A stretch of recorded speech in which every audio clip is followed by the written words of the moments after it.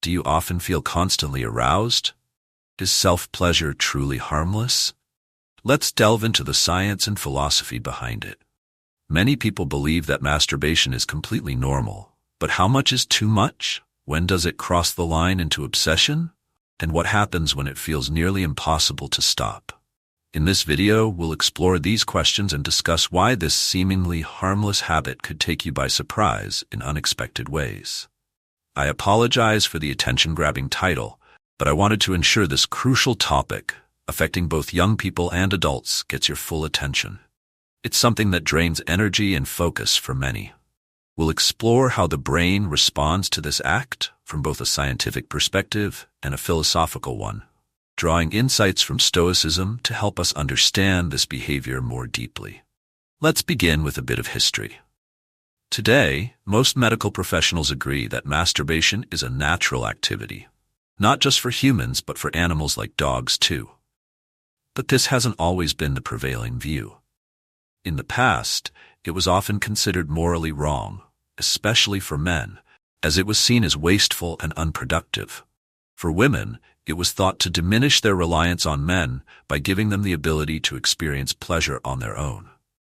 In addition to these moral concerns, people also feared for their physical health, with masturbation once believed to cause illness, which is why it was heavily discouraged. Fast forward to the present day, and what do we really know about masturbation, especially in relation to men suffering from insomnia?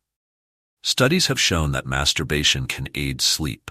According to an intricate study from the French Institute of Medical Research and Health, a man's brain essentially switches off sexual desire after reaching orgasm. The cerebral cortex, which governs conscious thought, goes into a restful state post-climax, shutting down sexual cravings and promoting sleep. So where does the problem arise? Ironically, one of the benefits of masturbation can also be a potential trap. If you've been following this channel, you probably know this already. Masturbation releases dopamine in the brain, a hormone associated with pleasure, stress relief, and a sense of reward. The resulting euphoria can be so strong that it may lead some to develop an addiction. The Diagnostic and Statistical Manual of Mental Disorders classifies hypersexuality disorder, often marked by excessive masturbation, as a form of obsessive-compulsive disorder. This condition can cause immense psychological stress and disrupt family relationships. Once you're hooked, controlling your impulses becomes incredibly difficult. You might find yourself engaging in risky behaviors, such as visiting sex workers, having multiple sexual partners, or consuming too much pornography. Your brain, now flooded with dopamine, craves constant stimulation to maintain that sense of happiness. The addiction to masturbation is rooted in the chemical processes within your brain. As the brain gets accustomed to these dopamine highs, it requires more to feel the same level of pleasure, creating a relentless loop of seeking the next thrill. Over time, your brain may even start blocking dopamine receptors to protect itself from overstimulation, which could leave you feeling unsatisfied even while engaging in the act. This lack of pleasure can be frustrating, leading you to chase that fleeting thrill even more. Now you may be wondering, where does Stoicism come into play? Stoic philosophers like Cicero, Marcus Aurelius, and Epictetus, masters of self-discipline and wisdom, had deep reflections on pleasure and desire. For the Stoics, masturbation was more than just a physical act. It was an opportunity to test the boundaries of the mind and body. They viewed it as a way to gain self-knowledge and attain true freedom. Epicurus, for instance, argued that virtue lies not in the pursuit of pleasure, but in the ability to exercise self-restraint. The Stoics believed that overcoming earthly desires was a triumph of the human spirit. Rather than being slaves to our desires, we should strive to master them. Real happiness, according to the Stoics, comes from controlling our urges and finding contentment in simple, virtuous things. Their philosophy encourages us to manage our intense emotions by reflecting inward and regulating our responses. When we confront our emotions with intention, we can handle them in ways that benefit us. Let me share the story of someone I know. This individual had developed a compulsive habit of masturbation, which provided temporary relief but left them feeling uneasy afterward. By studying Stoic philosophy and cultivating self-discipline, they underwent a profound transformation. They learned to confront their urges with mindfulness and in doing so discovered true happiness and self-control. Today they lead a peaceful life, no longer enslaved by fleeting desires. This person's struggle with compulsive masturbation was more than just a physical act. It was their way of escaping the pressures and stresses of life. Whenever they felt overwhelmed, anxious, or bored, they turned to this habit for immediate comfort. The pleasure was real but short-lived, quickly replaced by guilt, shame, and regret. Trapped in a cycle of emotional turmoil, they felt like they were spiraling out of control. The momentary pleasure always came with a heavy price, reinforcing feelings of worthlessness and helplessness. Though they knew their actions were harmful, they felt powerless to stop. Their overwhelming desires deeply affected their mental and emotional health. In their search for a solution, they explored various philosophies and practices to regain control over their life. It was during this journey that they stumbled upon Stoicism, a philosophy that emphasizes self-discipline, control, and living in harmony with nature. Intrigued, they immersed themselves in the teachings of Cicero, Marcus Aurelius, and Epictetus. While the concepts of Stoicism seemed simple, applying them to daily life, particularly when fighting ingrained habits, was a real challenge. Through persistence, they began to see a shift in their mindset. They realized that true freedom didn't come from indulging every desire, but from conquering them. Stoicism taught them that they had a choice in how they responded to their urges. They didn't have to be governed by their impulses.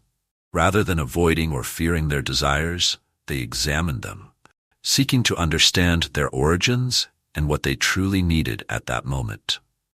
By practicing mindfulness and self-reflection, they questioned why they sought satisfaction in destructive ways and what they were actually hoping to gain. In this process, they uncovered that the lasting joy they craved wasn't found in fleeting pleasures, but in living a life aligned with their deeper values and purpose. As they embraced Stoic teachings and practiced self-discipline, something remarkable happened. The desires that once felt overpowering began to lose their hold.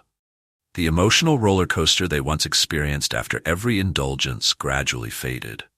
No longer chasing after temporary satisfaction, they found a deep and lasting peace within themselves.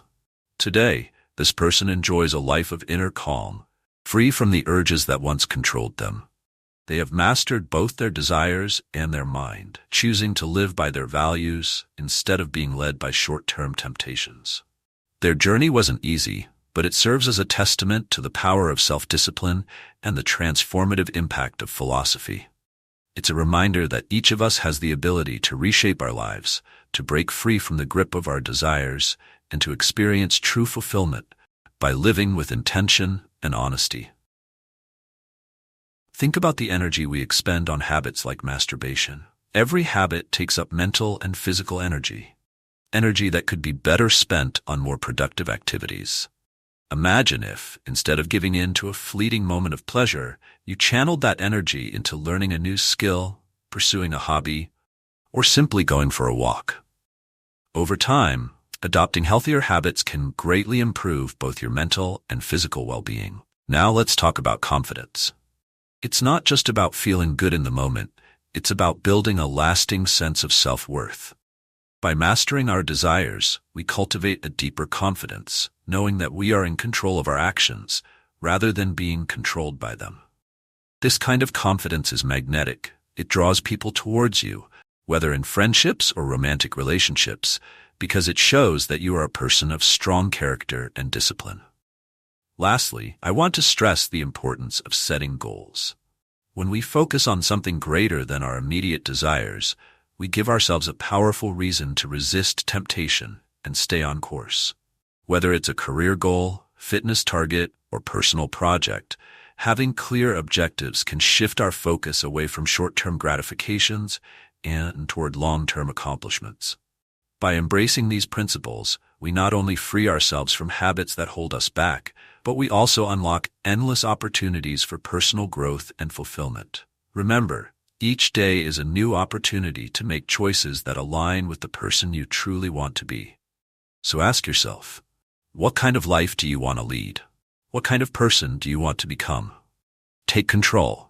Set your sights on your goals and start moving toward them today. What's going on in your life right now? Do you think spending your time watching videos and chasing momentary entertainment will lead to success or confidence? Do you believe this will help you attract the right partner? It won't. So take a moment to reflect carefully. In the comments, I want you to declare, I'm taking control of my life and making a change. But don't stop at writing it. Start living it each day. Thank you for watching, and I wish you success on your journey. See you in the next video, and remember, stay strong.